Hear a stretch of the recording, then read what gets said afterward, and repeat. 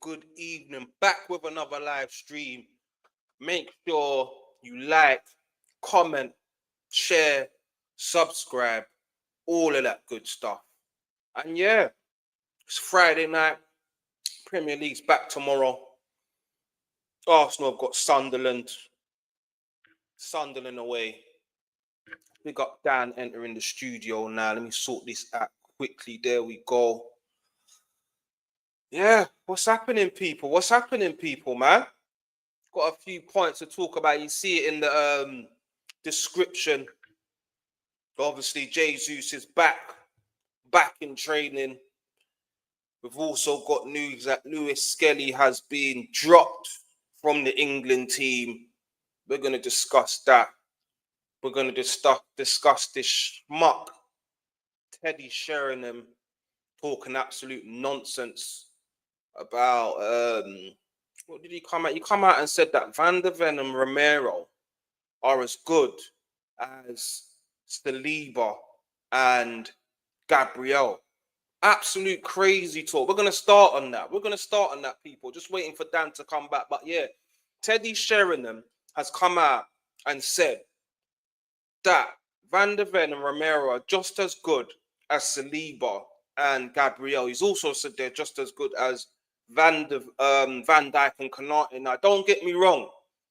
Two good defenders, but they're nowhere near the level of Saliba and Gabriel, and the stats tells you that. The stats tells you that these guys are not on the level. Did you see what Van der Ven done against Chelsea the other day? All over the place, man, giving away goals, man. Let me bring this up and show you what this guy was talking about, yeah? This is what Sheringham's come out and said, yeah? Mickey Van der Ven and Christian Romero are in the same category as Gabriel and William Saliba. Madness. Everyone talks about the best Premier League centre-back pairing being Gabriel and Saliba. Can also make a case for Liverpool's partnership. Virgil van Dijk is still a fantastic player, although there's still question marks over Konate. But I would place Van der Ven and Romero in the same bracket as those pairings. What are you on about, fella? Yeah, Romero's rash. Yeah, likely to give you away a penalty all over the place. Van der Ven, he's good going forward. Scored a great goal in the Champions League. Got him in my dream team. Good stuff. But let's be honest. It's not the same. We're not on the same level. What's happened to my camera? What has happened to my camera? Crazy stuff going on right now, people.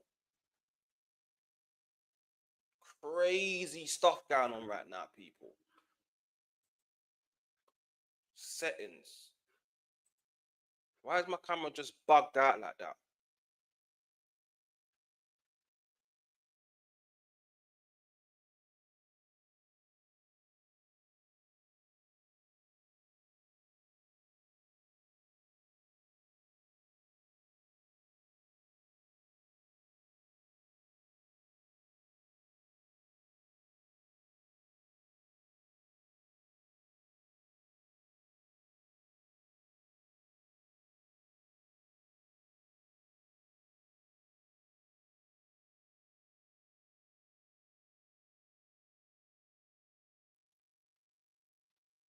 I don't know what happened there, people.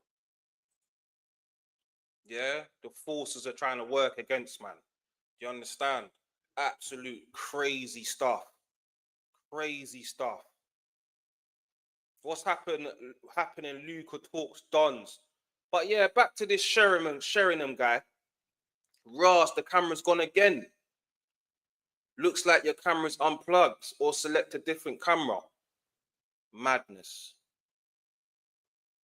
Absolute.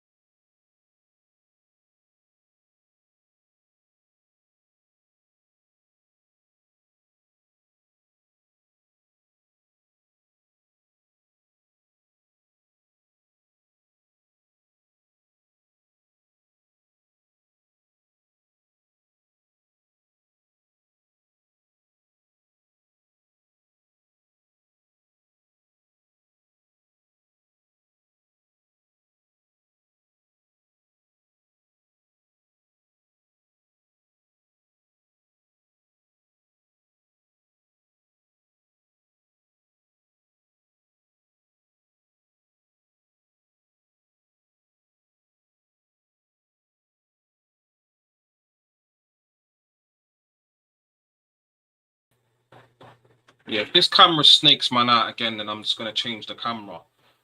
Big Friday night and the camera's just jugging man up. Crazy work. Crazy work, people. All the stuff that I had at the bottom of the screen, that's gone as well. But we move, we keep rolling, man. But yeah, let's go back to what this Teddy Sheringham brother's talking about. Van der Ven and Romero's on the same level as Saliba and Gabriel. Don't be stupid, man. Don't be stupid. Be serious with what you're talking about, man. Absolute crazy, crazy, crazy work. Crazy work. But yeah, we move on to the next subject. And the next subject I'm going to come with is Lewis Skelly has been dropped from the England squad. Now, for me, I feel like this is very harsh. I can't remember. I think we're playing Albania and another team. But yeah, he's been dropped from the England squad. Let me get the squad up, which has been released here. Add this to the stage. So yeah, this is the England squad that's come out. And as you can see, Lewis Skelly has been dropped. Yeah, and I feel like he's been done dirty at Arsenal as well. I mean, Calafiori hasn't really set a foot wrong, if we're being honest, but the way Lewis Skelly's been dropped and ousted from the Arsenal team, and now it seems like even Hincapia is going to be picked in front of him. That's the way it's looking. So yeah, with that, he came on against Atletico Madrid, where he had that great drive and run through the centre of the park, played the assistant to Martinelli, and since then, he's not been getting much game time, and that has cost him his England place. And now you've got brothers like O'Reilly coming in now. O'Reilly's been good, don't get me wrong, but he's not on the level of Lewis Skelly. I don't think he's done enough to say that, yeah, O'Reilly's better than Lewis Skelly. So yeah, he's been dropped from the squad. Very harsh, because I feel like this was a good opportunity anyway for England to test out some players and get them some game time. But yeah, he's been dropped. This is the England squad, people.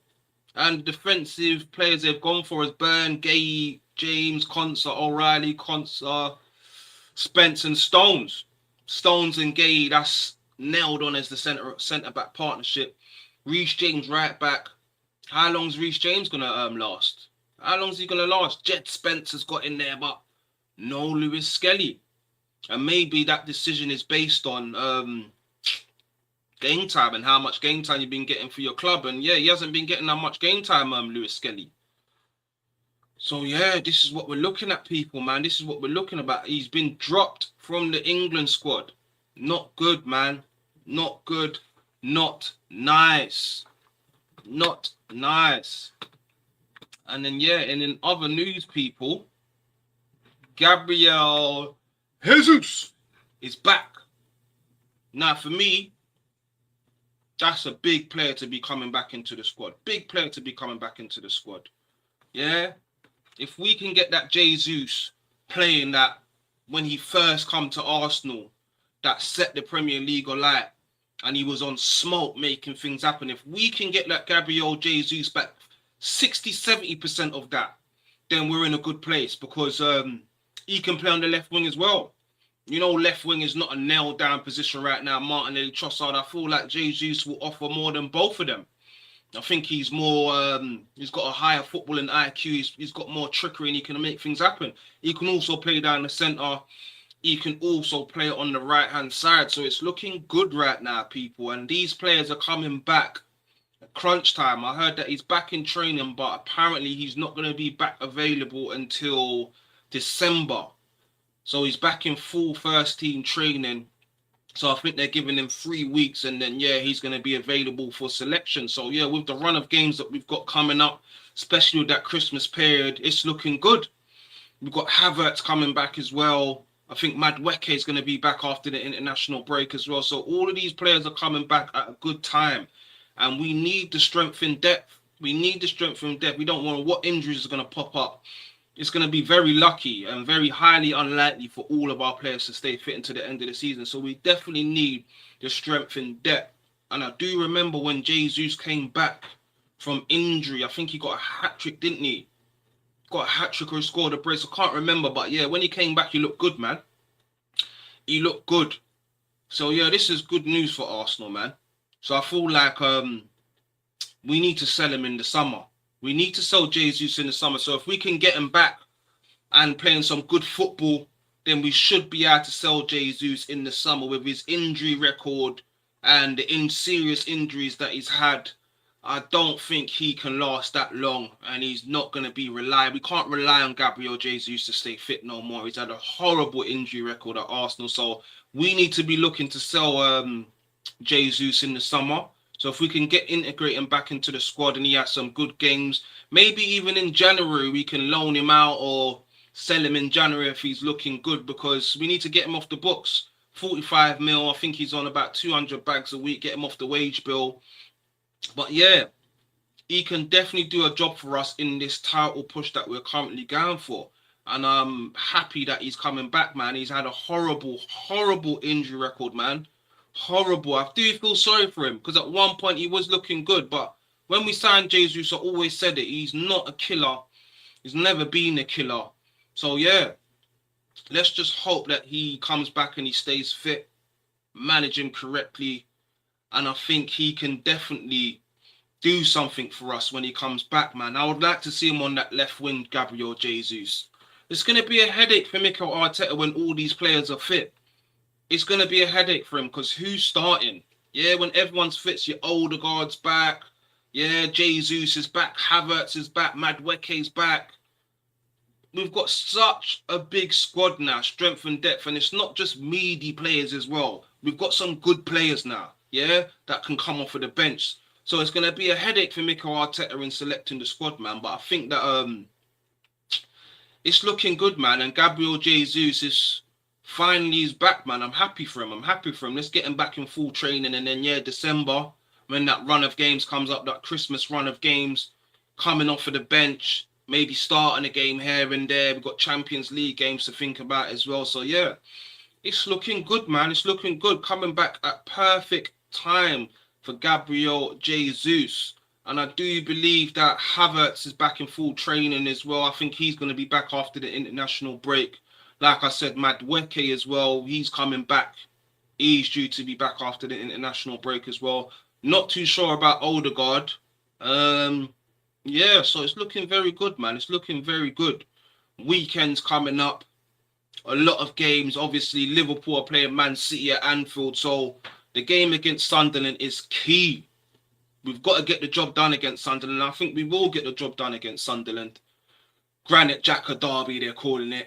Yeah, let's just hope that we can nullify Granite Xhaka. But you know he's got that Xhaka boom, as they call it. So I think out of the next few games, I think the Sunderland game away at the Stadium of Light is harder than the game against Tottenham. Let me know in the comments what you lot are thinking about that. But I think with the form that Sunderland have been in, we can't be taking this game easy and think it's just going to be easy pickings. But I still do think we'll get the win. And we need to make this a game to say to Sunderland, welcome to the Premier League. Because for me, they've had it easy. Yeah, they've come back into the Premier League and they've set it alight. So let's just teach them a lesson and give them a reality check. This is the Premier League. So yeah, I'm looking forward to that game. It's a 5:30 game, 5:30 kickoff as well. So yeah, it's going to be very interesting. I think the lineup is going to be pretty much the same as the team that we saw against Burnley. I think Mikel Arteta seems to have his starting 11 in the Premier League now, and that's always a good sign if you're seeing the same team on the team sheet week in, week out. These are title winning sides. Yeah, when you see title winning sides of the past, you always know who's going to be in that starting lineup. So I think we'll have the same sort of starting lineup as last week, apart from Gyökeres, of course. So yeah, let's talk on that as well, man. Because I had this argument with Dan, man. He's going to be on soon. And when Gyökeres went down, he was so upset. He was talking about, oh, it's such a big miss. It's such a big miss, Gyökeres. And I'm saying he hasn't been setting the world alight. It's not that much of a big miss. And my words were exactly, Mikel Merino can come in and do the same job. Yeah? And what did Mikel Merino do? Champions League, Slavia Prague, that first finish, man. He didn't even think about it. He's a natural finisher. And I think he actually used to be a striker in his younger days, he came out and said. So he scored 2 good goals, Mikel Merino. First one on the volley, just put that away easy peasy. And then the second one, ball over the top, instincts. He's got that about him, instincts, flicked it, past the goalkeeper, brave, strong. Yeah. So for me, I'm not missing Victor Gyökeres. Yeah, I'm not missing him. Because I believe that Mikel Merino can do the same job. Questionable if he can do a better job. Because let's be honest, Mickey van der Ven has got the same amount of goals as bloody Gyökeres this season. He still needs time to bed in. But against Burnley, that was his best game. He looked good in that game. He came off at half time. But once again, it's Burnley. So we still got to see more from Victor Gyökeres to be screaming out, oh, he's going to be a big miss. Big miss how? It's not like he's been setting the world alight. He ain't. Here comes Dan. I've probably triggered him. You know what I mean? Let's add him to the stage. Can't hear you, fella. Sort your mic out, mate. Oh, he's gone again. But yeah, let me know in the comments how you lot are feeling about the Victor Gyökeres injury, man. Is that a big miss for you guys? Or do you feel like we can survive? I feel like if he's back after the international break, which is the talk is he should be back after the international break, Sunderland, I think we can do a job against them without him. It's not someone that is a big... If it was a Declan Rice or Gabriel, cool. I'll be saying that, big miss, but I don't feel that's the case, man. And I feel we've got more than enough to get over the line against Sunderland without Victor Gyökeres. And Mikel Merino, yeah, he turns into...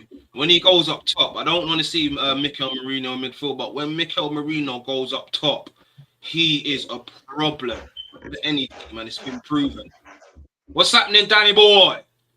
What's going on, Danny boy? You good, man? Yeah, man. Yeah, man.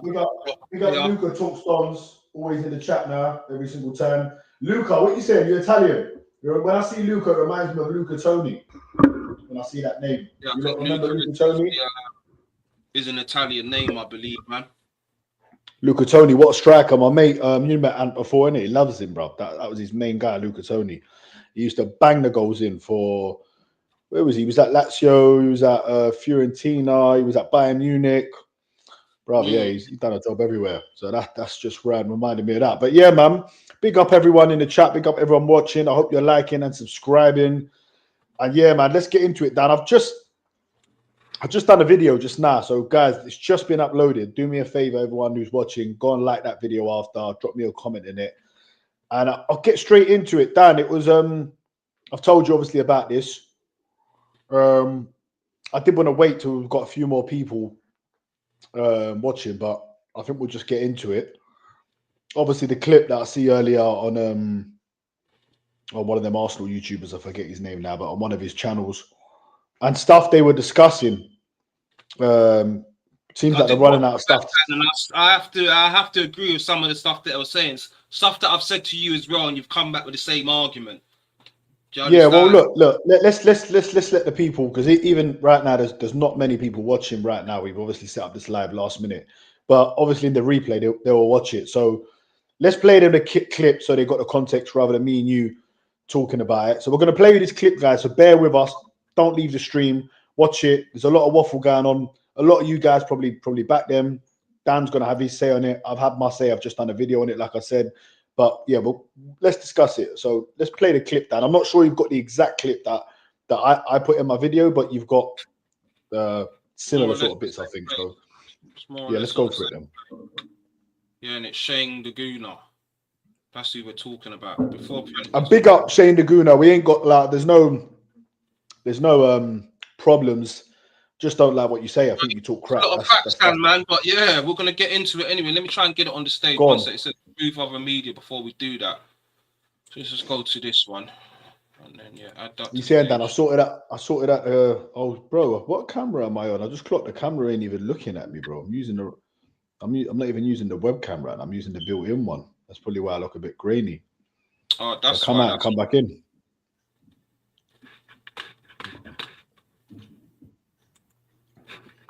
Let's play it, man. But the thing is, though, when I said this, I said sorry to cut across because I said this to Views yesterday. If he cannot get a rest against Prague, who haven't won a Champions League game in 18 years, when does he get a rest? He'll get rested. Can you pause it there, Dan? Qualified top 8. I think that's the only time he'll get rest. Every Premier League game is going to play. Maybe two or one game. Yeah, but just for context, right? They haven't won a game in 18 years in the Champions League. When was the last time Prague was in the Champions League? When was the last time they even got out of the group stage? They've only played 50 games in the whole entire history in the Champions League. So this whole, context.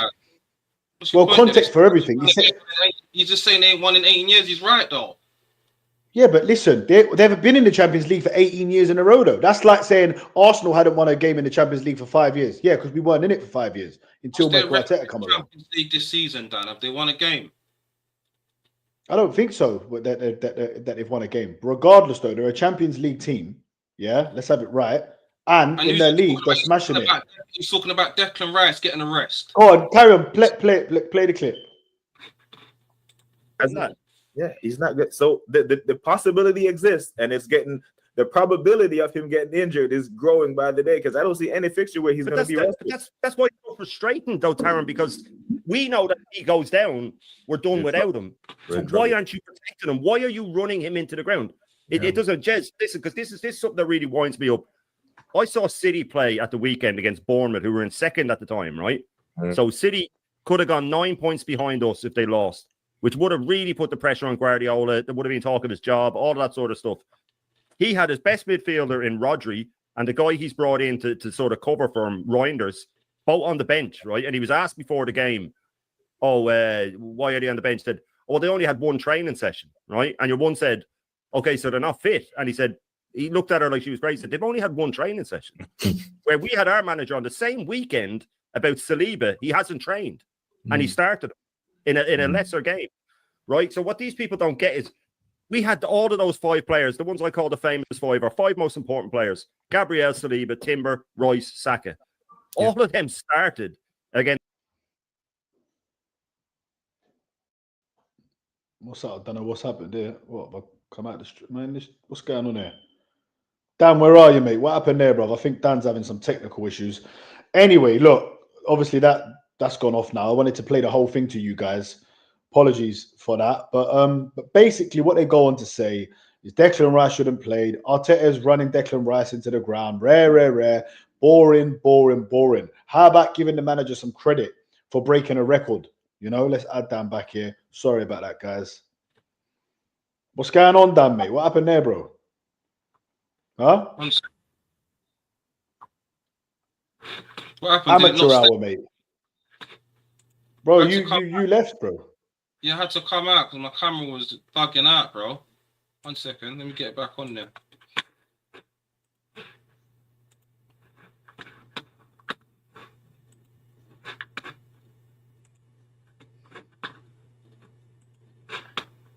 Game one, and all of his players are fit.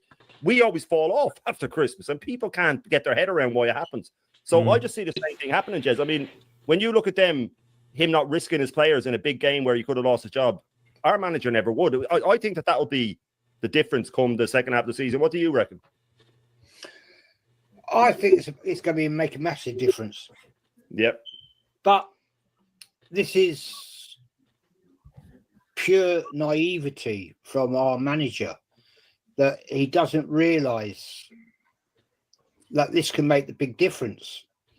There was no reason that Rice played at Slavia Prague and a few other players along with that. They're a shit team. You know, let's be honest. They're rubbish.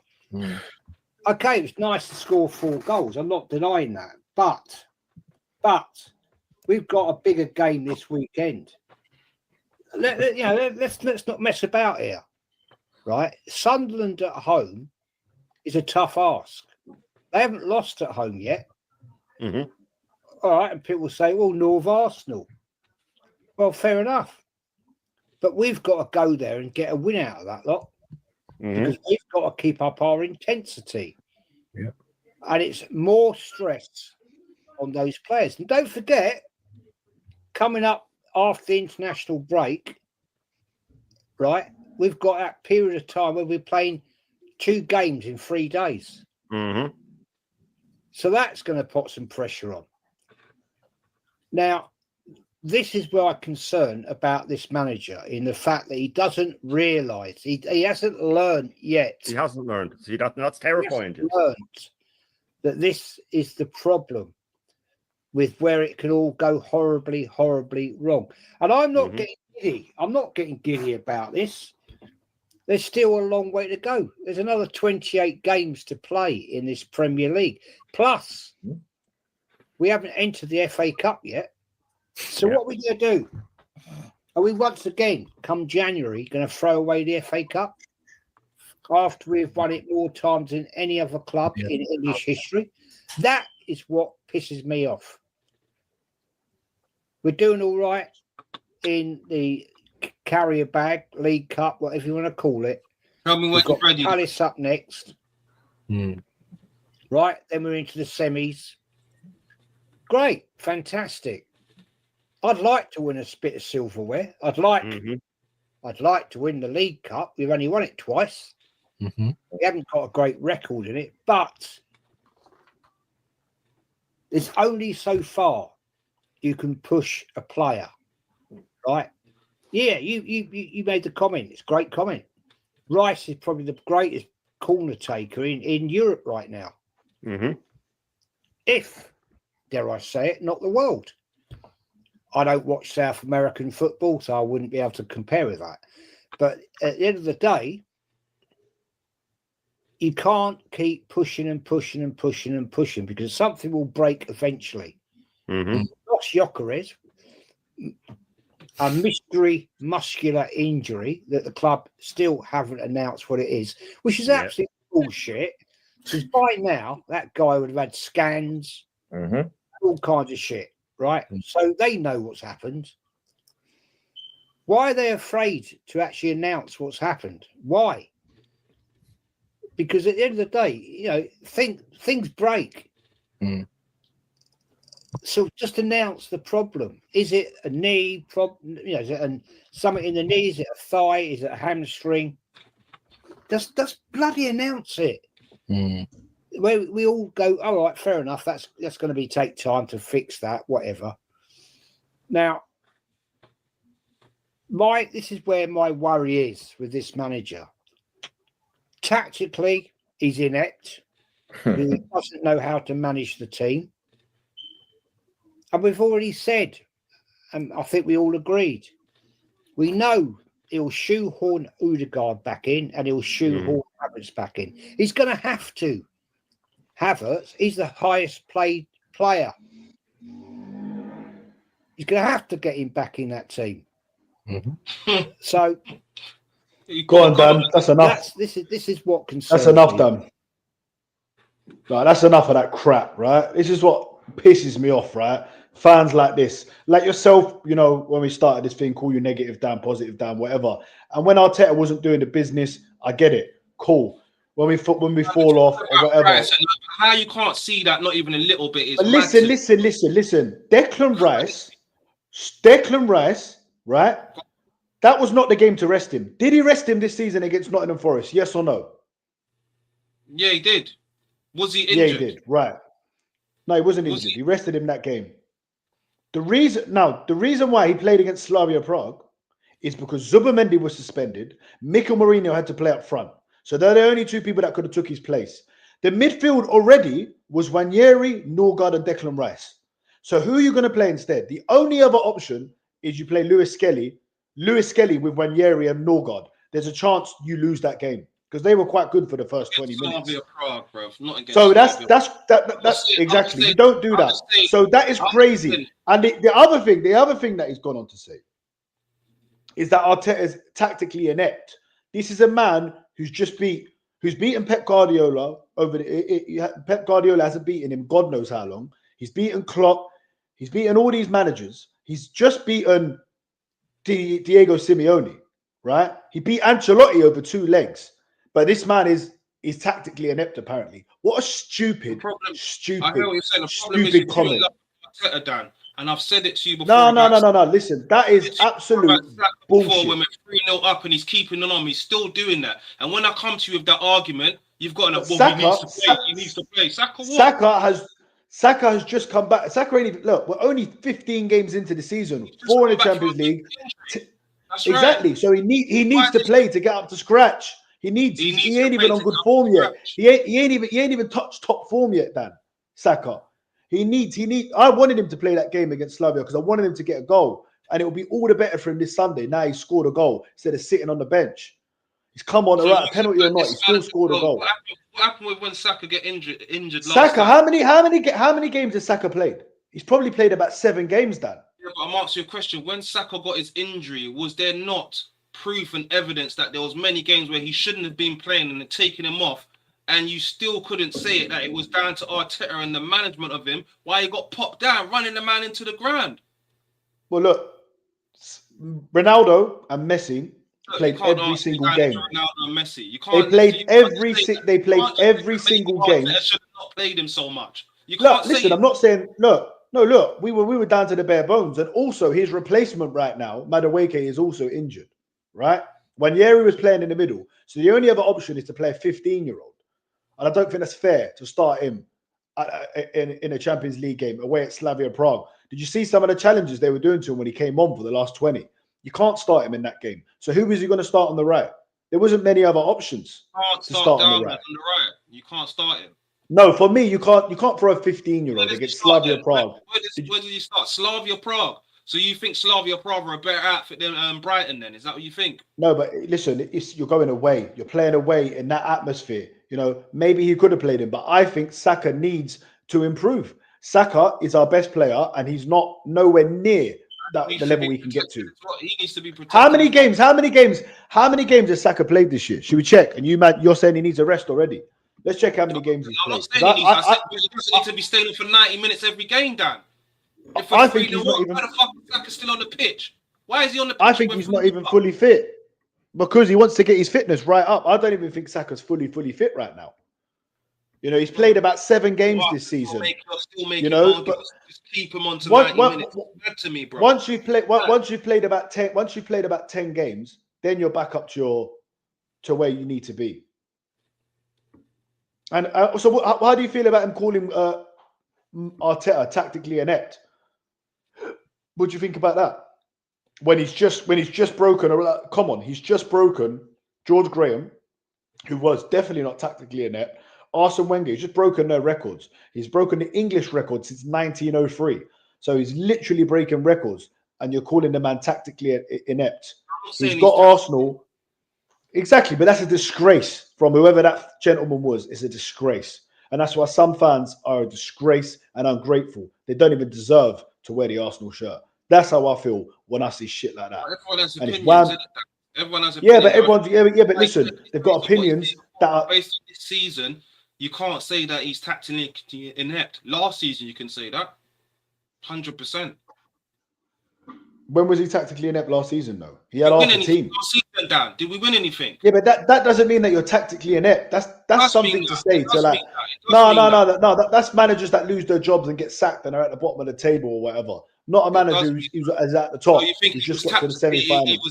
he was tactically at a high level last season. That's Listen, every manager in the world gets their tactics wrong, right? You don't call them tactically inept.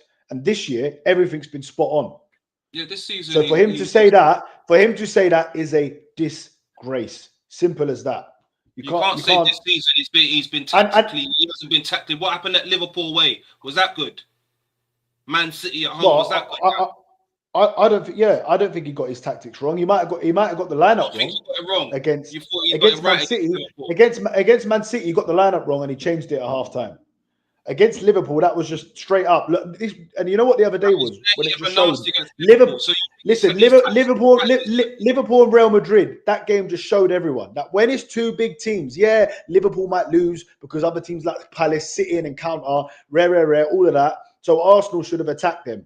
But look, bro, look at Real Madrid. Look at the way they approach that game. There's respect between big teams. You go and just go all out attack against them. Real Madrid are washed up, bro. They're washed. They're washed. You can't say Real Madrid are washed though, bro. They've got two of the best players in the world in their team. They're washed. How they've come in? They've come to England 3 times now. They've got no goals. They're still one of the best teams in the world, Dan. They're still one of the best teams in the world. How's that? Because you know they are. You know Real Madrid are. Because they're top of the Liga, mate. They're top of the Liga based on that. They're a good league, Dan. You think the league is a good league? I do. I think it's one of the best leagues. It's a fact. Yes, it is. It's not a fact. It's not a fact. It is. So after the Premier League, what's the next best league after the Premier League? The leagues are shit. The French league shit. La Liga's not shit. Bro. German league shit. And what's it called? La Liga's shit. Come on, Dan. La Liga is not shit, bro. It is not shit. There's no way that Liga is shit. It's not. It's not. And you're telling me you're here in the live stream telling me Real Madrid ain't a good team. Teams in the Liga. Name me 5 good teams in the Liga. After Barcelona and Real Madrid and Atletico, where are we going from there? Exactly. But there's Real Sociedad. Oh, Sociedad. They are Atletico Bilbao. Atletico Bilbao. They got smashed 3-0 by Newcastle, bro. Is this what we're talking about? Yeah, but listen, they've still got these. It's still a decent league. Bro. Yeah, but you can't turn around and say it's a shit league and Real Madrid are shit. Real Madrid are Real Madrid. If you beat Real Madrid, that's a big. If you beat Real Madrid, that's a big result. Simple as that. Because of the name, but they're not the same Real Madrid of before. Dan, can we agree on that? Mate, they've got world-class players. They've got the best player in the world in their team. They're not the same Galacticos as before. They've got Mbappe. That every time he comes to England, he is washed. Yeah, but regardless, Dan, it's Real Madrid. And what the point I'm getting to is in the big games, you'll see this week. You'll see on Sunday how Pep approaches that game, against Liverpool. And I guarantee you, if they go 1-0 up, he'll start playing cautious and stuff like that. And it's going to be more of a game of chess. I hope it is a gun-ho game and we get a good game of football. In the world, Dan? What's the best league in the world? The Prem is the best league in the world. Levels above the other one. These other leagues that we rub out like they're nothing, when they clean up a lot of the trophies. Scott McTominay has gone to Italy and he's like the new Zidane over there. He's I don't rate Serie A, so.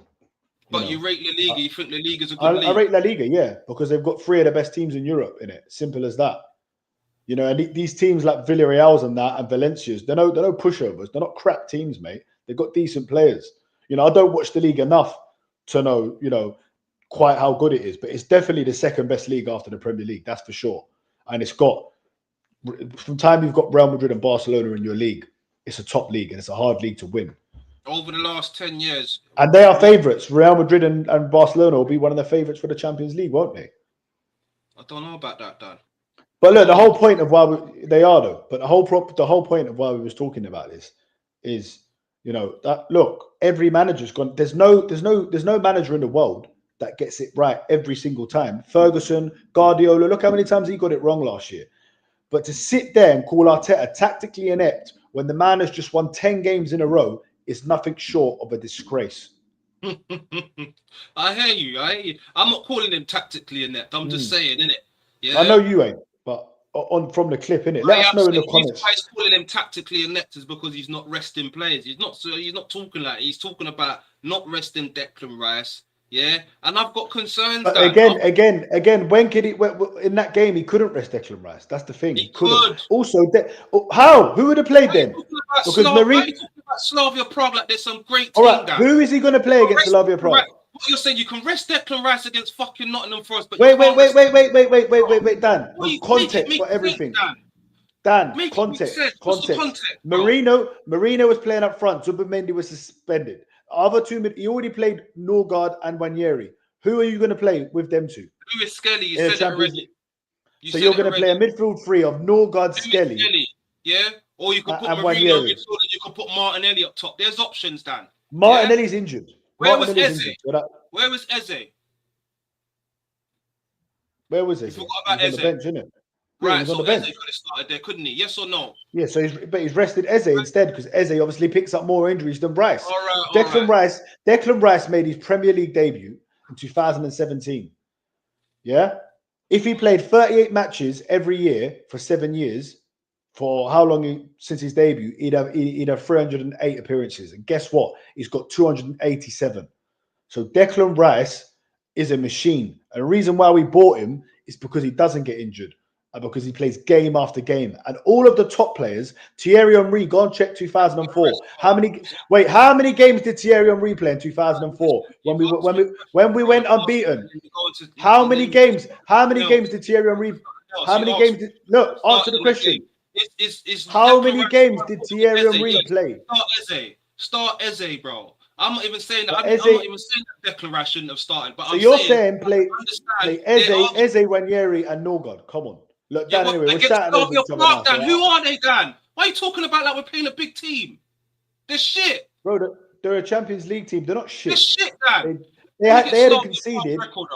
They hadn't conceded for the last 5 games before we played them. Right? In their league. Yeah. In their league. Name me another bro, team you in laugh, their league. Mate, I've seen them. I've seen in their league, bro. Name me another team in their league. Sparta Prague. There you go. Yeah. Don't go on like these teams, mate. I remember fucking.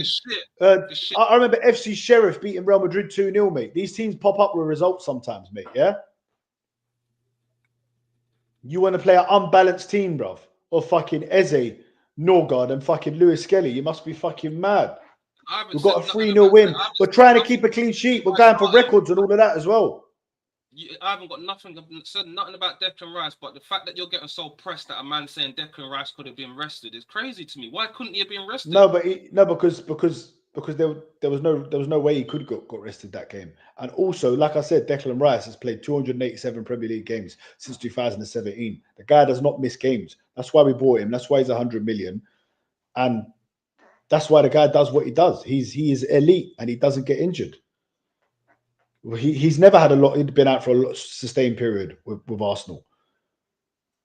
You play your best players to win these games. And also, if we win these games and go through in the Champions League early, then we can rest them for the last 3 games. When the busy schedule starts and we've got Champions League games in December, we won't have to. It's all smart. It's so smart of Arteta to do it like that. Because in December, we're going to have Champions League game, but we'll already be through. We'll already be guaranteed in the top 8. So he'll be able to rest players then. Now, if he doesn't rest them then... Top of the league, he's not resting them, bro.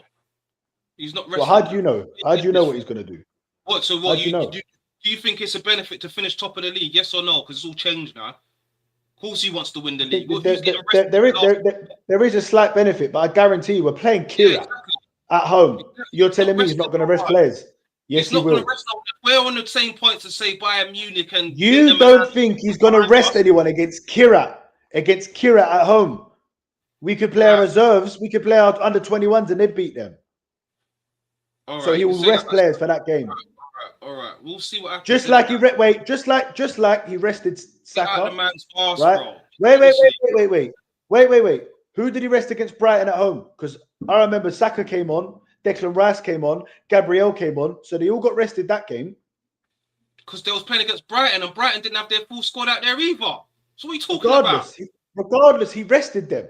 didn't he? Regardless, They've just had a rest. They've just had a rest. And Brighton had teams rested as well. Players rested. What are you talking about? Listen, I couldn't tell you how many players Brighton changed. I don't think you could either. But at the end of the day, he rested them, didn't he? Where's everyone in the chat, man? The chat's quiet today, man. We need to get these lives set up earlier, Dan, like, so everyone knows. Then you could lock in, man. Everyone get your notifications on as well, man, so you know when we're going live. We're gonna go live tomorrow. At what time we saying, Dan? What? How many 3 o'clocks are there tomorrow? Because you know what, the 3 o'clocks not even on. I know everyone's got the boxes and that, but not much of them on TV. I think we go live. What, 4 o'clock in it tomorrow? Hour and a half before the game. We do 4 till 5, I reckon, tomorrow. Yeah, so tune in tomorrow, 4 o'clock. We'll be going live, guys. Make sure you tune in. Dan, have you spoke about Teddy Sheringham yet? Yeah, I touched on that already. One sec. Let me just get it up to you so you can have your views on what this idiot was talking about. It's basically saying that Romero and Van der Ven are on the same level as Gabriel and Saliba. No, I tell you, I give this. I don't think you've seen it because when I spoke to you earlier, you didn't know. But this is basically what he's come out and said. Mickey Van der Ven and Romero are in the same category as Gabriel and Saliba. Everyone talks about the best Premier League centre-back pairing being Gabriel and Saliba. Can also make a case for Van Dijk. Question marks over Konate, but I would place Van der Ven and Romero in the same bracket as those two pairings. They both complement each other well. If one gets beaten, it's puzzle covers. Blah, blah, blah, blah, blah. This is what the man's talking about. What are you saying about that? Ex-Tottenham, ex-Man United. Come on, man. Just get out of here, Sheringham. But anything he says, it's just crap, isn't it? He's just, I don't know, bro. Where did he say that? Did he say it on TalkSport? Wouldn't surprise me. You know what I mean? Gabriel and Saliba, mate. We've had the best defense in the league now. This season, obviously, new levels we're going to. The last 2 seasons, we had the best defense. Gabriel's the best defender in the world. And second is probably Saliba, mate. So I don't know what he's talking about. They're a good centre-back partnership. They're probably second or third best in the league, but they're nowhere near Gabriel or Saliba. And everyone's. I mean, someone called them TalkSport.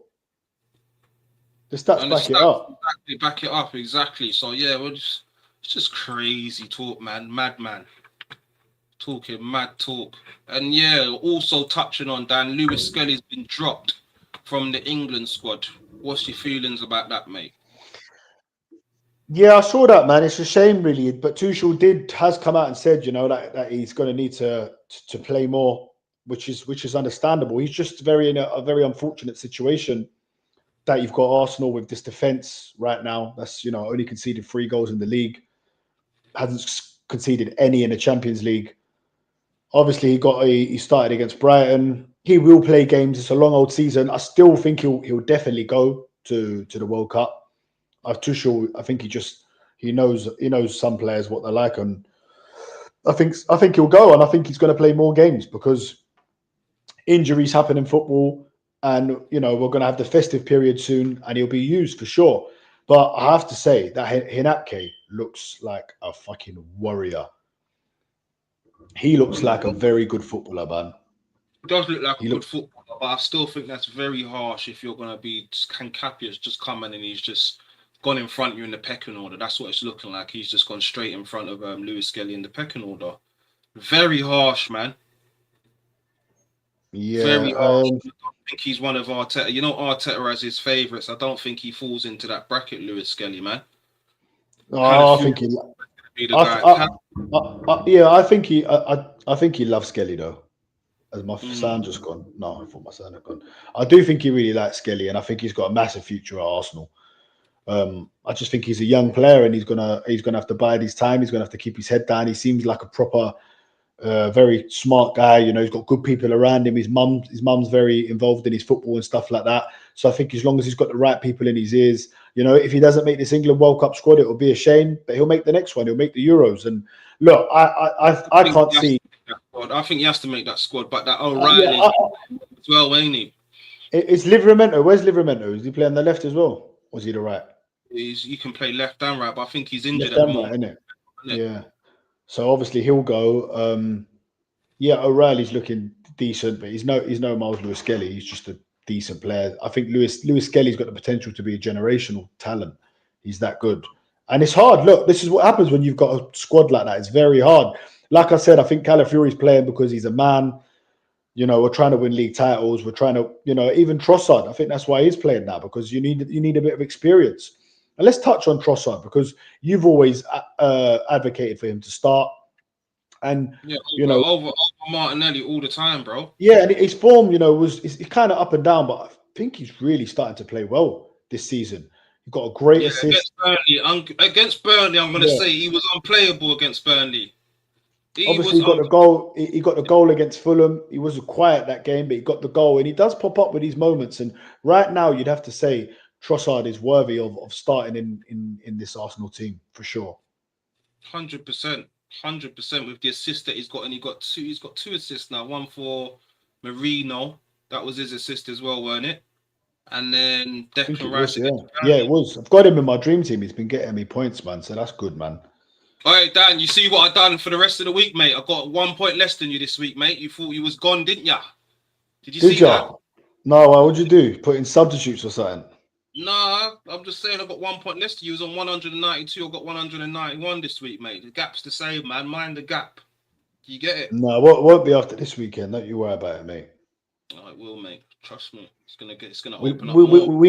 We need to get that, innit? On the next stream on Monday, we should do our dream team, innit, and show people and that, innit, and do something like that. And anyone in the chat as well, if you've got any ideas or anything that you'd like us to do during streams or whatever. Random AFC. I know. I don't know where everyone is, man. Why not? I've done a stream before on a Friday as well, and it was quite good, but it was a month ago. But everyone's saying YouTube, the numbers and stuff right now, it's down for everyone, man. You know what it is? International breaks coming up, but we've got a big blockbuster weekend of football, guys. We've got Arsenal versus Sunderland, and we've got, of course, the big game between Manchester City and Liverpool. On Manchester City and Liverpool, Dan, first I'll ask you if you could pick a winner, a loser, or a draw. What would you go for if you could choose? Yeah, draw. Common sense says a draw, bro. Yeah, and if you had to choose, if you had to choose one of them to win, it would be Liverpool.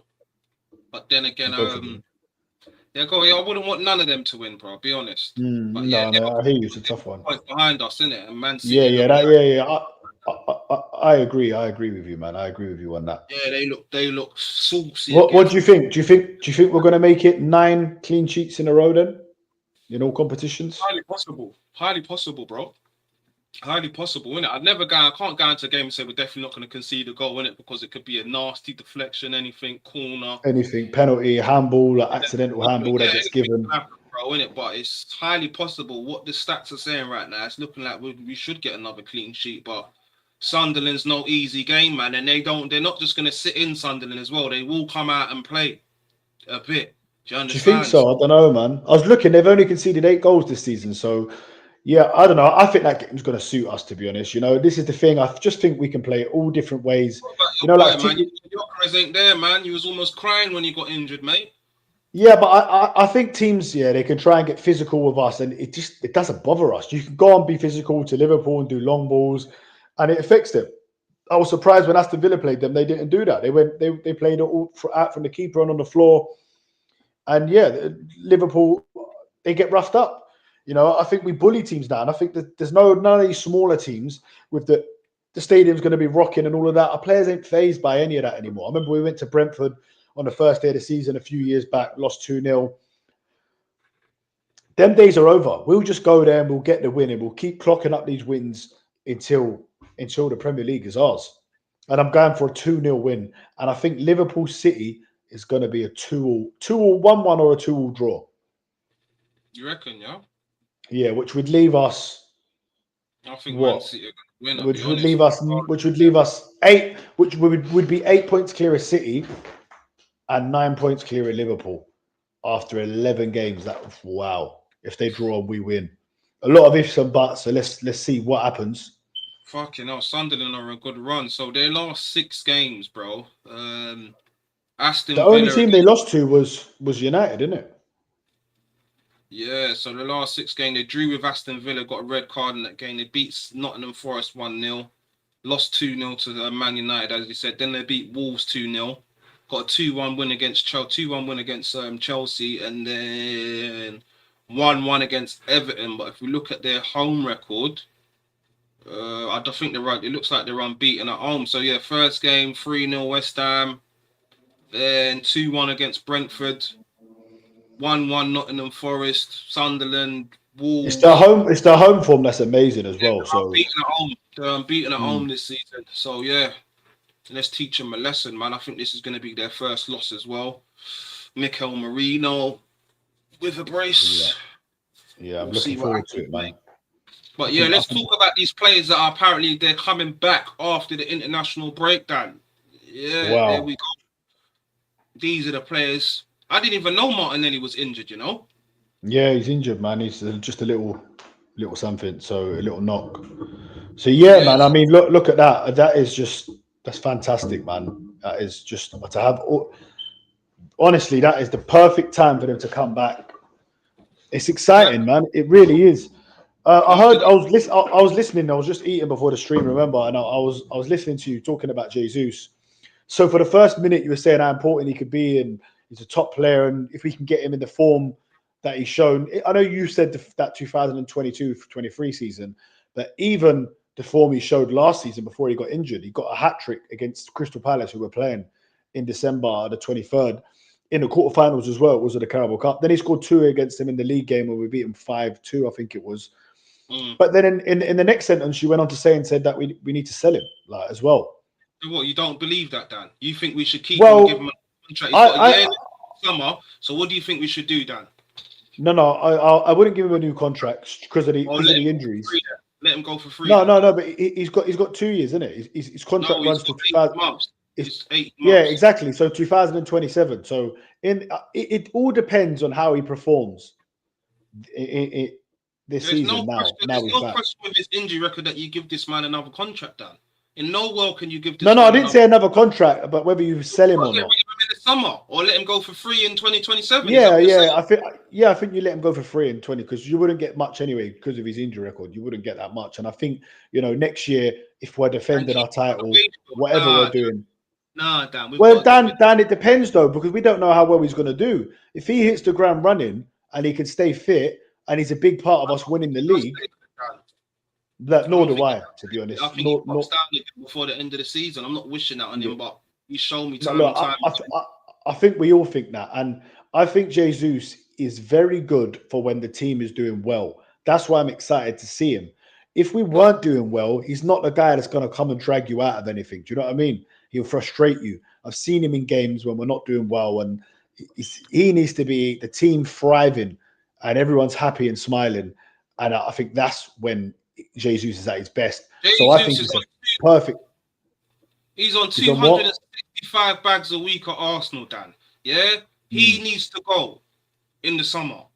There's no way that you can say, let's let him go for free and keep him for another season. What if next season he starts and he gets injured and he's out for 5 months again? Then you're just paying this man 265 to sit. No, we've got to get rid of him, Dan.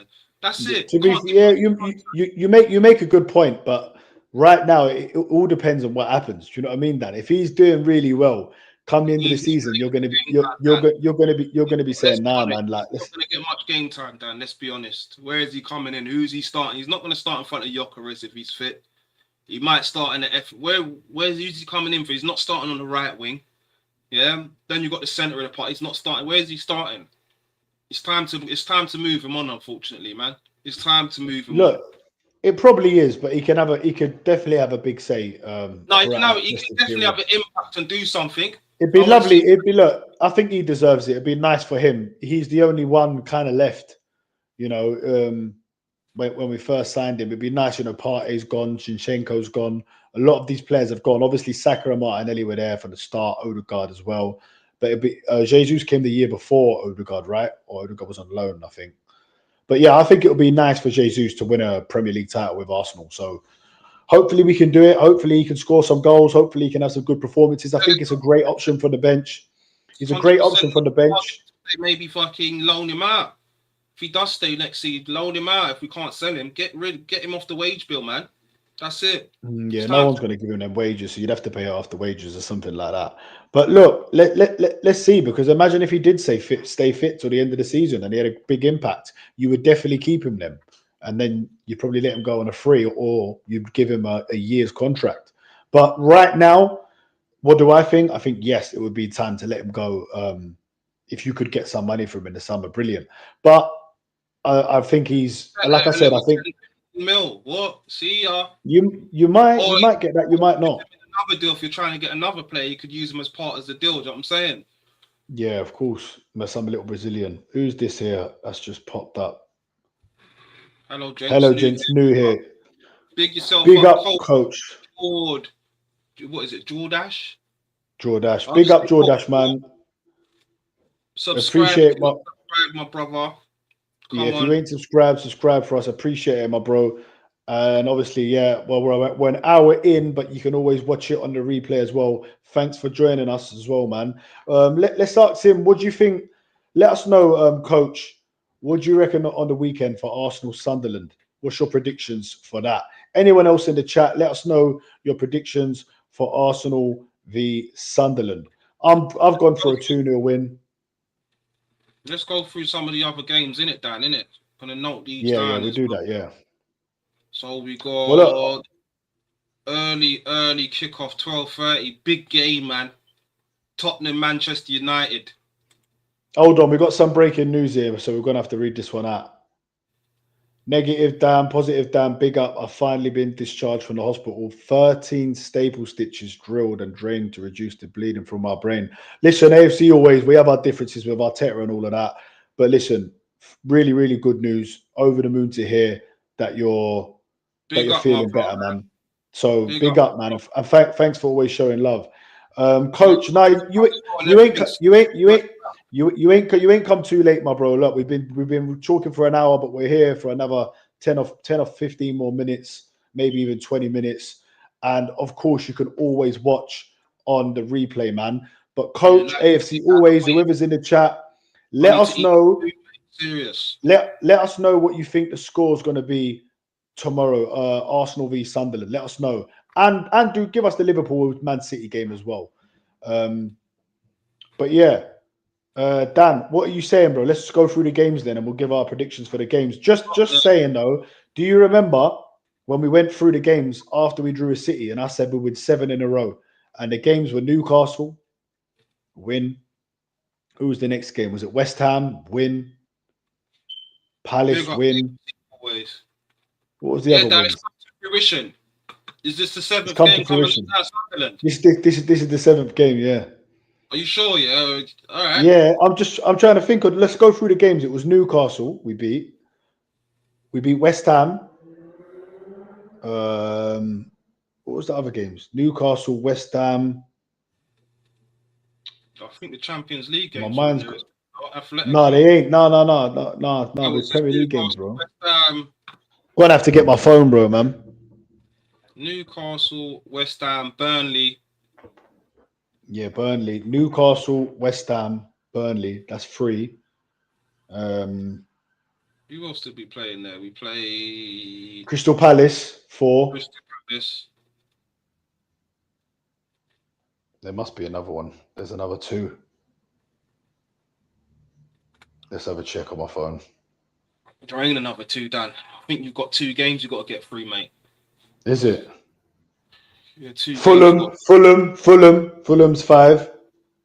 Yeah, so it's 5. Newcastle 1, West Ham 2, Fulham 3, Crystal Palace 4, Burnley 5. Sunderland will be the 6th game, yeah. And then if we beat Tottenham, that's what I ended it on with Tottenham. Yeah. Definitely beating Tottenham. I can tell you that. So much. yeah, we've done 5 in a row.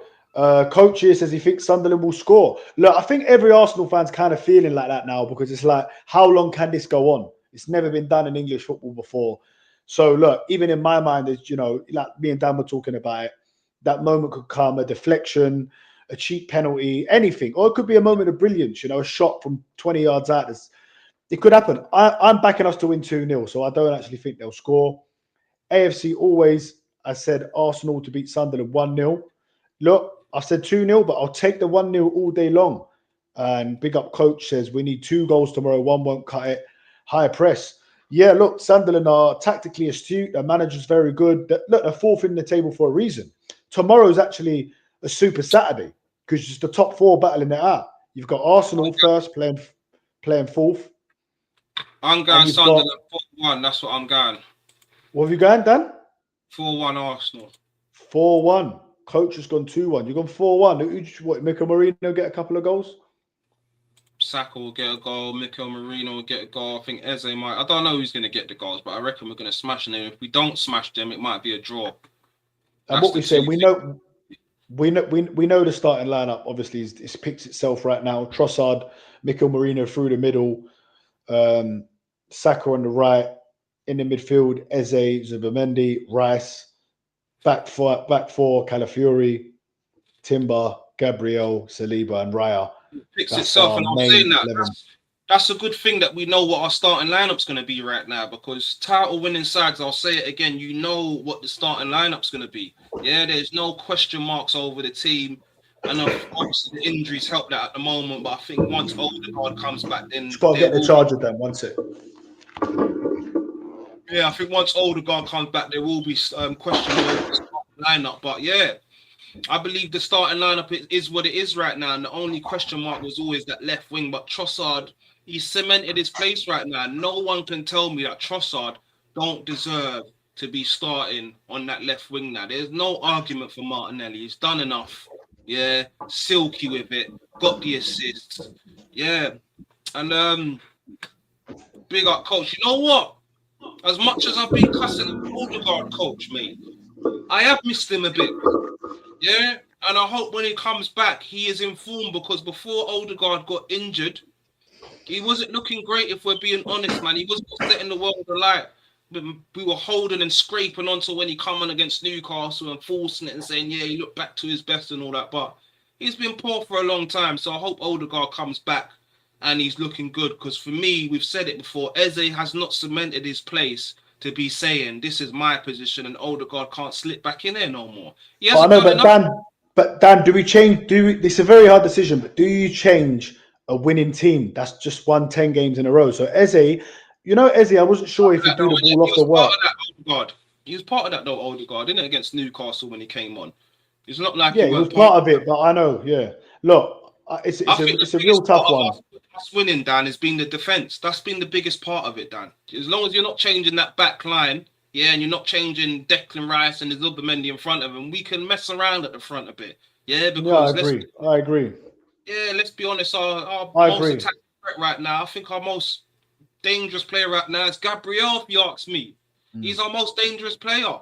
Our most dangerous thing right now is set pieces, and the main man for set piecing is Rice and Gabriel. Two most important players in the team right now for me. Big up AFC always. He's just said positive. Dan, I saw your reaction about negative Arsenal fans. You put a clip up on Shane Gooner YouTube channel. I am thankful for Arteta and what he's doing this season. Let's not carry the weight. Bro, wait, what is going on? Wait, he's gone to hospital and he's come out a new man. Big up AFC always, man. Big yourself up, man. He's grateful for Arteta. You know what? I'm a happy man. I can die a happy man now. AFC always, he said he's thankful for what Arteta's done for this brilliant club. Odegaard is a spanner, does the ugly work. AFC always. Don't get him excited, man. Flip. 100% agree that Odegaard is he does do a lot of hard work. He also knits things together. And I do think when we play our best football, Odegaard's in the team for sure. But I don't want to play our best football. I want to play winning football. So, yeah. Anyway, we've got a question here. Question to the panel. If you could sign one player in January, who would it be? For him, it would be Semenyo. Who definitely fix our left wing. And he would cost us it. Look, I have to agree with you, FC always. I don't know what's going on. You're coming out. You're saying you're grateful for Arteta. Me and you are agreeing on who we should sign. Look, Semenyo takes Arsenal to that next level for me. He'd be a top signing. Trossard's been good. Martinelli's his name in the summer before he was even playing. Me and you both did. Yeah, we both said we should sign him, didn't we, Dan? We did. Simple maths. I don't know. Dan, do you know this word? Because I don't know. Maybe I'm feeling too old. I'm guessing it means a good channel. Yeah. Yeah. Big yourself up, coach. Appreciate that, man. Tune in, bro, man. Get the notifications on. This comment here, AFC always. Tell him again, because this man is getting too carried away. I get it, but you need to just breathe. Listen. The records, he's right. The records do mean nothing if we don't win it. But if Arteta, and when he does win the trophies, he'll have all the records and the trophies to go with it. And the Carabao Cup will be the first one in February or March, whenever they decide to play it. Now, mate. Say that now. Say that now. Minter from Brighton, that's a good shot, you know. Minter's a good player, man. I prefer Semenyo though, but yeah. Oh, he's from South Africa. It's nice in slang. Oh, wicked. I might bring that into Do you know what? We had someone else in from South Africa, and there's another guy who's coming over. I don't know if he's a friend of yours and he's told you about the channel, but he messaged me on Instagram to help get him tickets for Arsenal v Crystal Palace over the Christmas festive period. So I'm trying to sort that out for another one of our fellow South African gooners. Vacation was good, man. Recharge the batteries, man. Trust me. I'm actually going away for 3 days again, innit? Down on Friday, mate. Fuck it out. You're joking. But international, where you going? Innit? Romania. Yeah, bro. You're learning. Who you going with? Missus, bro. Romania for a birthday, innit? There's one. Oh, Romania. Nice little restaurant. Yeah, I thought that was going to be with the boys, mate. Romania, mate. Andrew Tate and them, man. You know what I mean? I've never been. I'm looking forward to it, man. So yeah, go there on Friday. But yeah, international break, so perfect timing for that, man. But yeah, it was good, my bro. Went with little man and the family and all that. Casablanca, cheap as chips. So AFC always. What you saying, man? Like, are you fully recovered now, or you back at home? Let us know, man. And AFC always, what actually happened? Because you said I wasn't too sure if you was messing around when you said something happened down at the Emirates or I don't know what happened, bro. Let me know what happened, man, because it's not good. Next time you come to the game, come buck us, man. That ain't happening, mate. That can't happen. I think. Look, negative Dan is positive though. Right. So let's give him a little debrief of how like the channel started. Me and him we were friends. We used to argue all the time about Arteta, and then we said, you know what? Let's put it to the masses. And we've only just started our YouTube channel. We started it at the start of the season, or the back end of last season. And Dan was very critical of Arteta and very, very, very negative. Way more than you're seeing him now. But what I give Dan his credit for is that, you know, don't get me wrong, we draw tomorrow, he'll probably be back to the old Dan. But right now, he's in a better place. No, you keep saying that, Dan, but that's not what's going to happen. Right now, yeah, I keep saying that if people was Arteta out and being negative about him for the last 2 seasons where he's won fuck all, mate, yeah, you need to understand that, innit? Start of last season, I told you we're not winning nothing. We didn't win nothing. Don't believe he's the man that can get us over the line. This season now, it seems this man has made changes. Yeah, we've made great signings. Our best summer transfer window ever, in my opinion. Thanks to Andre Berta as well, of course. Yeah. On top of that, it seems like he's making the right substitutions. He's choosing the right lineups. He's not making the same mistakes that made me not believe. So, right now, it will be crazy to be talking about Arteta in a negative light and be screaming out Arteta out. Is there still question marks for me? Yes, there is. It's still early. I want to see if he can get us over the line, but as I've said before, this is the most positive I've felt over the last 10 years about us winning something major. And the man at the helm at the moment is Mikel Arteta. Great defensive coach. I'm going to say that. Amazing defensive coach. Going forward, there's still question marks. But yeah, he's doing all the right things right now. So I'm in a good place, mate. I'm in a good place. Yeah, Dan's accepted the pudding now. That's right. Coach, listen, if you ain't subscribed, please go and subscribe for us. We're on the road to 1,000 subscribers. And once we get to 1,000, guys, we can start monetizing. There's a lot of stuff we can do. Our channel really gets pushed once you hit the 1,000 mark. So please, if you're watching, make sure you subscribe for us. Make sure you like the video. And big yourself up every time. About November 23rd, man. What's that judge you're putting out there? Price break down on the NLD. What are you talking about, bro? No. He's saying they start. No, he's saying I think that's when we play Tottenham. Havertz, Madueke, Odegaard all start after international break. Rice breaks down on the what? Rice, what's he on about? I'm on some heavy antibiotics, bro. Trust me. Yeah. Isn't it? Who Rice ain't going to break down. Listen, Declan Rice has played 287 games since he needs to, 2017. he needs to be The managed man better. does not. The man is a machine. He does not break down. He's Declan fucking Rice, mate. What Rice happens and if he peas, mate. does break down, Dan? What would you say? If he, let's just say, Well, I'm not hypothetically, being funny, Dan. He could get injured in training, mate.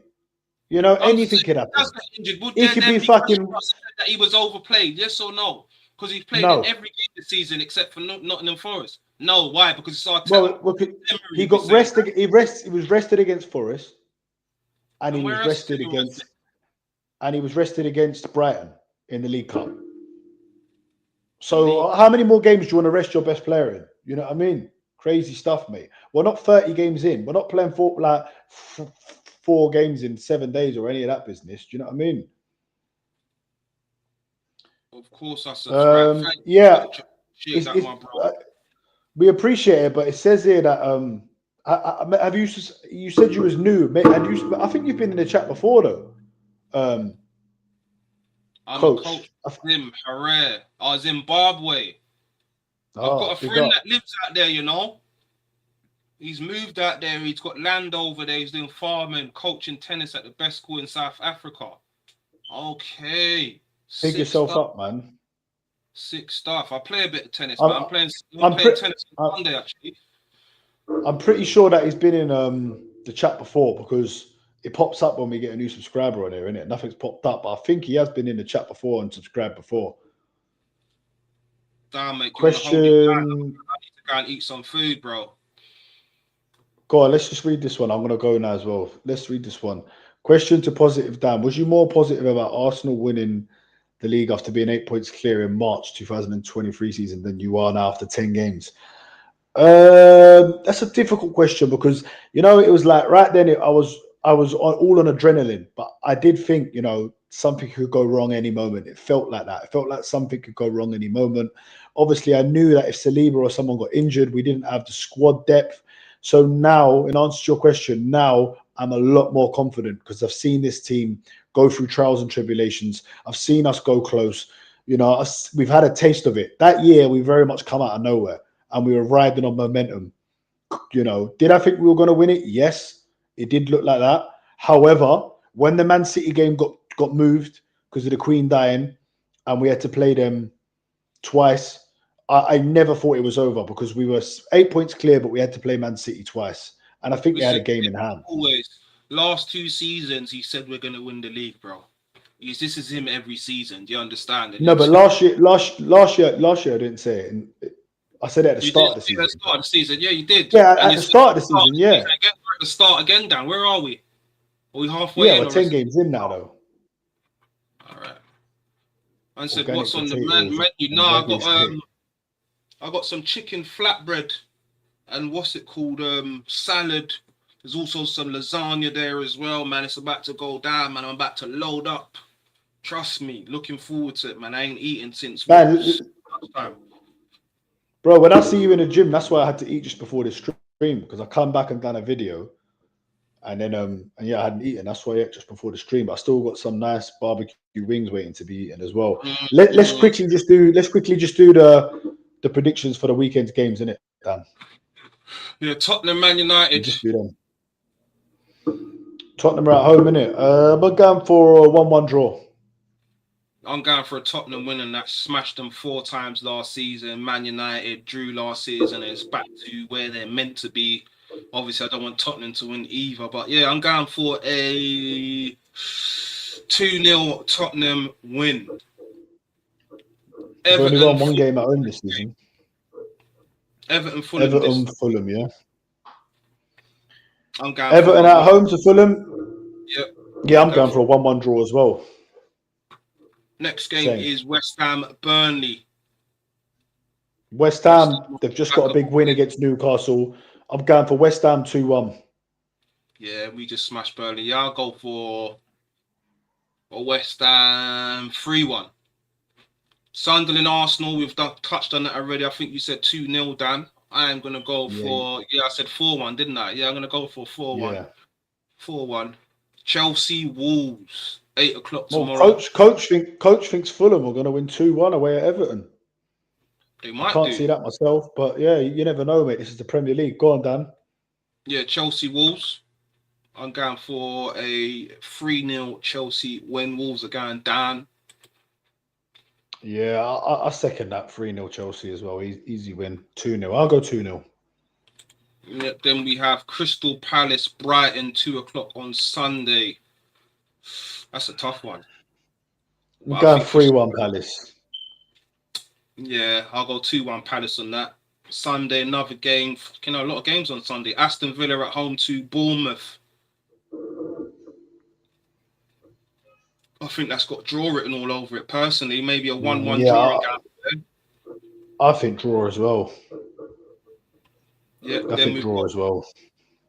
Brentford at home to Newcastle. The Newcastle, man. You know what, Dan? I'm glad that this has been brought up because last year you said Newcastle were a better team than Arsenal, and you said Eddie Howe was a better coach than Arteta. But how's it going for Newcastle this season, mate? Because their rivals Sunderland, that were in League One when they were playing in the Champions League, are above them in the table, and Newcastle look doo-doo, mate. And Eddie Howe seems to be getting it all wrong. This is the team that you said was better than Arsenal. Yeah, because they beat us so many times last season. That's why I was saying that, Dan. And they won a trophy and they qualified for Champions League. So they had a better season than us last season. That was context. That wasn't what you said. You said they had a better team than us as well. I didn't say they had a better defense. I said going forward, it was questionable. They had Isaac up top. We didn't have no Gyökeres and all. They had Isaac up top. They had Gordon on the left. And they who was on their right? Fucking Jacob Murphy. And that was debatable. And then we went into their midfield of Debatable with Saka. I'm saying it's debatable altogether, the front three, when you've got Isaac and Gordon, because Isaac was a better striker and Gordon was a better left winger, in my opinion. The only player there was Saka. In the midfield, you had Joe Linton, Tonali, and Guimaraes. That was debatable as well. Yes or no, Dan? Fucking hell, mate. Jesus. Not for me, man. There's a reason why they're 13th in the table, and that's because they're nowhere near Arsenal's level. That was crazy stuff coming out of your mouth then. Crazy stuff. All right, Dan. Cool. Go on, Dan, read this one out. Like he's a troll, you know. He's trolling, bro. Look, negative Dan. I'm thankful to be alive from getting attacked by Arteta sexuals. These mutants. Never seen my club win league titles. Like I've been supporting Arsenal since 1987. I don't even know if this guy was even in hospital, man. Honestly. Newcastle gonna be the best. Vision. When are Newcastle gonna be the best? Because everyone keeps saying that to me, but they're 13th in the table, mate. I don't think they're ever going to be the best. I think they're a small club. They think they're way bigger than they are. Eddie Howe, you know what I mean? He got a lot of praise, rightly so. But what about now? Because they spent a hell of a lot of money as well. They're playing crap football, you know. Yeah, but they've lost context and they've lost their talisman. They brought Wissa and he's fucking got injured. He ain't even started the game for them. Yeah, but Walter Mode is doing brilliantly. He's doing well good for them. He started on fire. He's doing brilliantly. I'm fucking taking that idiot out of my dream team, mate. Seriously, he's gone this week. No, he's been doing well though. He's been scoring. Scored against us as well. Yeah, so what's the score you going for Brentford Newcastle, Dan? I think that game might suit Newcastle. I'm going to go for a 1-0 Newcastle. No, it's the G-Tech, man. That's a Brentford win for me. 2-1 Brentford. Vicious place to go right now, the G-Tech. People are getting slapped over. Go on. Big up Kwaku. Newcastle isn't getting Europe this season. Yeah, they might not. If they do, it won't be the Champions League. I can tell you that. But if they went into the conference, it'll be good for them because they probably win it. You know, I think some of these teams, they should know where their level and they should want to get into the conference, like Palace, because Palace are favourites to win that. When else are you going to get a chance to win a European trophy? Positive, Dan, you're a sick person. Say I haven't been in hospital for getting attacked. Fans like you are the problem. Listen, apologies if you were actually in hospital. Man, you're sick, man. That's what I'm trying to say. You're not sensitive, Dan. You know what? What, Evs? Is this the type of character you're dealing with, bro? Do you understand? I apologize if you were actually really in hospital, but you're saying that you got attacked. You're saying you got attacked by Arteta fans, but I just don't believe that. I don't believe that. Tottenham fans, yes. I don't believe some Arteta fans turned around and started bashing you up at the Emirates. I think you're trolling here a little bit, mate. That's what I think. Kwaku, big up Kwaku, man. Hey, Quaker, what you saying? How much what's the score going to be tomorrow, my bro? Once they get over the financial issues they're in trouble, You problem might is as well clouding stay them. on, Dad. Stay on for a bit, Dad. Shoot. I'll stay on for 5 minutes. Big yourself up, Dan. I love man them. Big up. Yes, guys. All on my own. What's going on, people? What do we think the score is going to be tomorrow? Let me know in the chat. Oh, Quako's gone for 4-0 to Arsenal, yeah? Bro, I've gone for 2-0 for a nice, easy 2-0 win. But yeah, 4-0 would be lovely, man. Look, our next games, right, after the international break is a massive week. And for me, that week will really show, even me, you know, as much as positive I am, you still have little tiny doubts, you know, about, you know, these big games. But we play Tottenham, North London derby is going to be unbelievable. Can't wait to be in the Emirates for that. I think that should not be a problem. And then we play, who do we play after? We play Bayern Munich in the Champions League. Now that is a massive game, a massive, massive game. Big up, coach, man. That's it, man. I'm here, man. I got you guys with me in it. That's all I need. But yeah, it's a massive game against Bayern Munich. What do you think? What do you think the score is going to be in Bayern? For me, Bayern Munich is the acid test because I think the Premier League. I honestly do think we're going to walk it. I think it's ours this year. I think we're just going to swat everyone aside like little wasps. I think Bayern Munich, they've scored something like 56 goals this season, which is incredible. They are scoring goal after goal. Company's got them playing brilliant football. Harry Kane's in the form of his life. So when they come to the Emirates, if we keep a clean sheet and beat them, wow, that'll be a statement to the whole of Europe. And then we play Chelsea away. So what a week. After this, let's get tomorrow out of the way. Let's let Liverpool and City fight and battle it out. Hopefully get some injuries along the way. Both of them drop points. A draw would be brilliant. But we've got a massive week. We play Tottenham at home, Bayern Munich at home, and then Chelsea away, which is going to be absolutely massive. Yeah, we're trying to build the channel. We're trying to get to 1,000 subscribers. So if you're watching it now and you haven't subscribed, please subscribe. If you're watching it on the replay, you know, please just smash that subscribe button for us, man. Even if you're not going to watch all the time, just help us get to that 1,000. You know what I mean? We need to get there so we can monetize and all of that. Quaco says, I think Bayern will be a draw. We'll catch a 1-0. I remember, was it last year or the year before? It was a 2-2 draw at the Emirates. Look, a draw wouldn't be at the end a bad result, to be honest, because let's face it, we're going through the Champions League already. But I like this, though. He's gone Bayern 3-0. Oh, Arsenal to win 3-0, right? Not Bayern 3-0. They haven't seen proper teams, which is true. But they did beat PSG 2-1. And they went down to 10 men and they were 2-0 up and they still beat them 2-1. What if Granite is the one to break our unbeaten record? Hey, bruv, listen, Jamaica Gunners, listen, first I'm going to say all our prayers and thoughts go out to everyone in Jamaica. Of course, you know, with the sad stuff that's going on out there. So, yeah, man, just wanted to say that. And, yeah, look, I have to say, I have been thinking this. What if Granit Xhaka, what's it going to be like? Because it's going to be an emotional game for him. It's going to be emotional for some of the players that have played with him. You know, I could see Xhaka maybe getting sent off tomorrow, you know. You know what he's like when the emotions get the better of him. I could see Xhaka getting sent off. But at the same time, he could score a fucking screamer. It's going to be, I'm really looking forward to this game. It's going to be a good game. I was meant to be going to the game, but a few things come up. So I can't make it now. But I'm going to be doing a live tomorrow, guys. Please come and join us. We're going live tomorrow at 4 p.m. before the game. Please come and join us and help us get this channel going, please. Yes, Godfrey, big yourself up, man. I'm good, my bro. How are you? I hope everything's good with you. We're beating Sunderland 3-0. I like it. I've gone for 2-0. Coach says PSG don't have Donnarumma. They didn't have Donnarumma and Dembele misfiring. Yeah, but he's a Ballon d'Or winner. So whether he's misfiring or not, it's still a massive win for Bayern Munich. You know, as fans, we can't always do this. Whenever a team gets a big win, Dan was doing it earlier when I said Liverpool was a big win against Madrid. Oh, Madrid are washed now. Nah, mate, they're one of the biggest teams in the world with some of the best players in the world. So when you beat a big team, like I don't like it when people do it to Arsenal when we beat a team, oh, they didn't have this person or they're not the same. listen, that's not how things work, man. Wins are wins. You know what I mean? You will make it, bro. I hope so, bro. I hope so. I've no doubt in my mind we'll get to the 1,000 subs. You know, we want to go even more further than that. One day we want to be sitting here on 50,000 subs, but you've got to get to 1,000 to get to 2,000 and so on. So if you guys are the only people that can help us, so send it out to your mates, you know, get everyone to come and join the channel, to like and subscribe.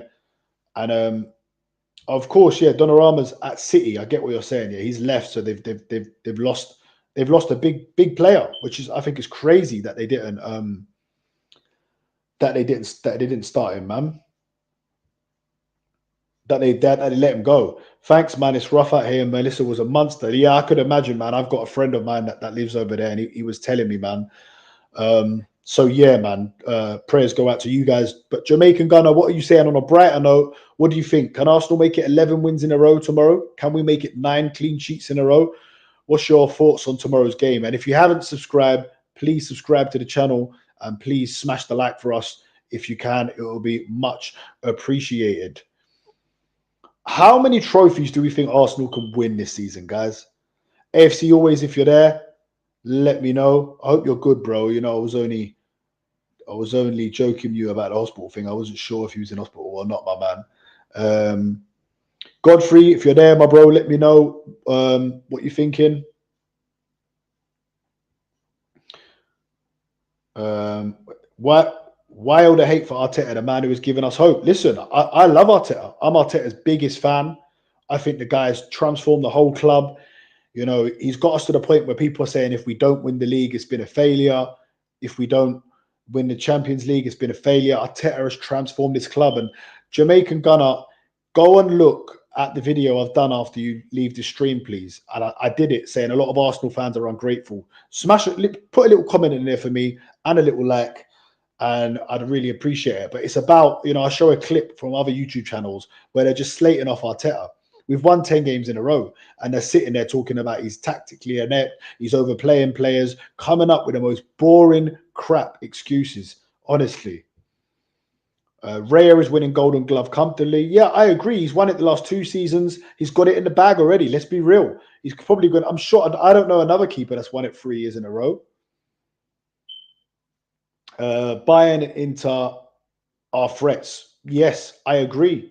I think we'll roll them over. Last year when I saw them play in the final against PSG, I thought, I wish we would have made this final. Because even with half a team out, we still would have beat them.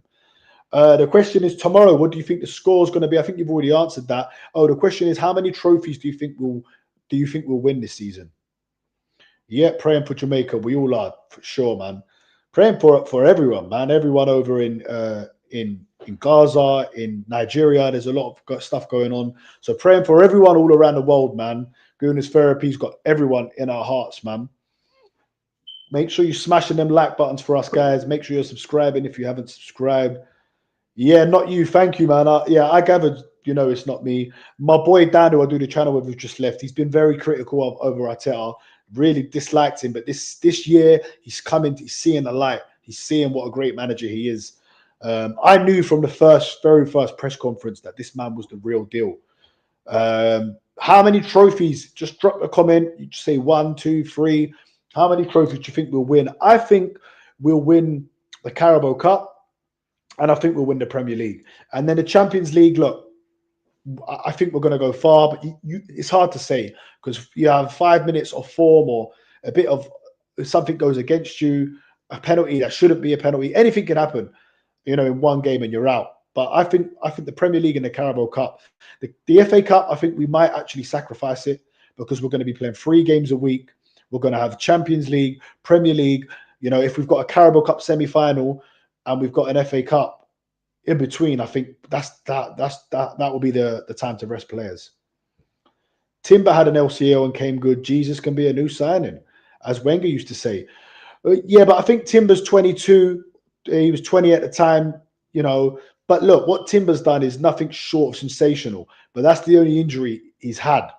Whereas Gabriel Jesus gets injured all the time. So I pray and hope he can stay fit. But I think it's unlikely. But you never know. He was not going to be playing like every game now. So maybe, just maybe he can stay fit. It would be lovely. Godfrey says, I reckon the Prem and one of the domestic cups. That's what I've gone for, the Premier League, and I think it'll be the Carabao Cup. Coach says 1, and he says the EPL or the UCL. That's what I want. That's what we all want now, of course. But guys, I think the Carabao Cup could be the perfect cup to win, because I think the final is played in February or May, right, guys? So in February or May, in February or March, that's when the final's played. So I believe that in February or March, if we can win that trophy then and get that feeling of winning a trophy together, it will be a real special feeling. And I think it will give us so much confidence. Say there's 10 games to go. Generally, there's usually 10 games to go when the Carabao Cup finals played. 10 games to go. You know, let's just say we're 6 points above City or whoever it might be. It will give the team confidence. And then if we've got another final in May, be it the FA Cup final or the Champions League final, if they've already won one, it will give them so much confidence to go and win the other trophies. I think the sky's the limit for this team. I think we could win 2, 3, even the quad this year. We're that good. We honestly have a chance. Jamaican Gunner says we'll win tomorrow, but I'm always stressed until the third goal goes in. I'm not stressed anymore with this team. Even when we're winning 1-0, I go to the Emirates. I go to every game at the Emirates, and I always think that we're going to do it. I honestly do. I don't feel like other teams are going to score. I have to be 100% honest. Godfrey says we're not getting dominated this time around if we make the semis in the Carabao Cup. 100%. And I hope we get Newcastle. I hope and pray we get Newcastle so we can give some revenge on Newcastle. And I'd love to face Man City in the final. You know, to beat Man City in the final would send a big message. Because look, we might face Man City or Liverpool or Newcastle in the Champions League when it gets to the quarterfinals. We could play them. So it'd be great to beat them. There's so many exciting things happening for this season. And Jamaican Gunner says the UCL and one other. Let's hope it's the Premier League. Let's hope it's the Premier League and the Champions League as a double. That would be brilliant. But guys, I'm going to love you and leave you now. Please make sure you smash the like button. Please make sure if you haven't subscribed, subscribe. If you're watching this on the replay, please subscribe. Help us get to 1,000 subscribers. And we will be live tomorrow at 4 o'clock doing a pre-build up for the game. We'll be there till the lineup comes out and all of that. Thank you so much to all of you that have watched. Thank you for giving us your time. Thank you for, dropping us comments, showing us love every single time. It means a lot to us is what I'm trying to say. Thanks a lot, guys. Arsenal 2-0 tomorrow. Hopefully we're going to make it 11 wins in a row, 9 clean sheets. Big up the Arsenal. Big up Kwaku. I'll see you soon, my guys. Thanks for watching. Oh, hold on. They've got a question here. I'm going to answer the question first. Who would be your best starting lineup for Arsenal currently with everyone? This is a good question. I like questions like this. Who would be your best starting lineup for Arsenal currently with everyone fit and available? Can you please go through it on a 4-2-3-1 formation? A 4-2-3. Well, I would go with David Raya in goal. The defense picks itself for me. You can't go away from a team that defense that's only conceded 3 goals. It'd be Calafiori, Timber, Saliba, Gabriel, and of course, David Raya in goal. Then it would be Declan Rice, Zubimendi, and I think I'm going to say Odegaard, I think I am I'm going to say Odegaard. And then it would be Saka, Havertz and Gyökeres is such a tough one. It's such a tough one for me. I'm going to go for Victor Gyökeres and I'm going to go for Trossard. That's what I'm going to say. But look, it could change. It could easily change because Eze could come in for... I wouldn't mind if Eze was playing for Odegaard and I wouldn't mind if Havertz was playing for Gyökeres. That's how strong this team is. Even if you put Lewis Skelly in for Calafiori, but he's been magnificent this season. But yeah, loads more to discuss tomorrow in the build-up throughout the game. So we'll go through some of that. Then tomorrow as well, we'll get Dan's best 11. And you know what we're going to do? We're going to start new shows. We've got all sorts of ideas. We're going to do shows where we do our best Arsenal all-time 11 a lot of this stuff we're going to be doing. So please stay tuned. And look, whoever's watching this now, whoever's still in the chat, please go and watch my video. I've just done it on this channel. Please, it does a lot for the channel. If you could like it and just drop a little comment, it'd mean the world to us, and I'll be very grateful. Thanks for watching, guys. Big yourself up. I hope you all have a lovely weekend.